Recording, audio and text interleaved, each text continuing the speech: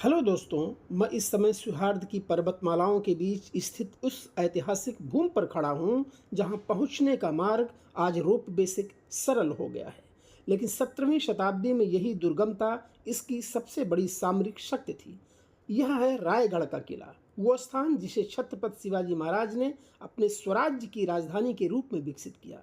लगभग 820 मीटर की ऊंचाई पर स्थित यह किला केवल पत्थरों की संरचना नहीं है, बल्कि रणनीति, दूरदृष्टि और आत्मसम्मान की जीवंत अभिव्यक्ति है। रायगढ़ का चयन राजधानी के रूप में कोई संयोग नहीं था। चारों ओर गहरी घाटियां, सक्रिय प्रवेश मार्ग और प्राकृतिक सुरक्षा ने इसे लगभग अभेद्य बना दिया था। यहीं से शिवाजी महाराज ने प्रशासन, सैन्य संगठन और लोक कल्याण की ऐसी व्यवस्था विकसित की जिसने स्वराज्य को स्थायित्व प्रदान किया।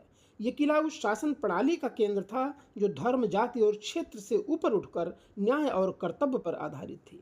इसी रायगढ़ पर 6 जून 1674 को वह ऐतिहासिक क्षण आया जब शिवाजी महाराज का राज्यारोहण हुआ। यह केवल एक राजा के सिंहासन पर बैठने का समारोह नहीं था, बल्कि भारतीय इतिहास में आत्म अनुशासन की घोषणा थी।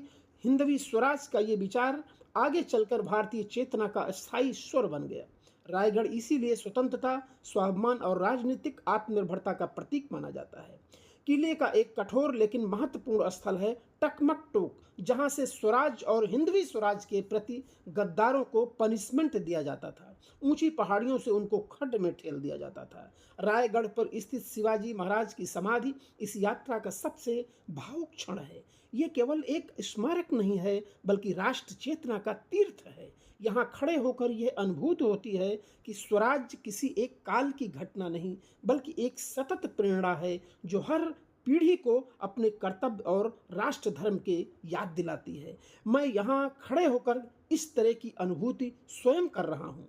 रायगढ़ हमें सिखाता है कि इतिहास केवल अतीत नहीं होता, वो वर्तमान और भविष्य को दिशा देने वाला प्रकाश होता है।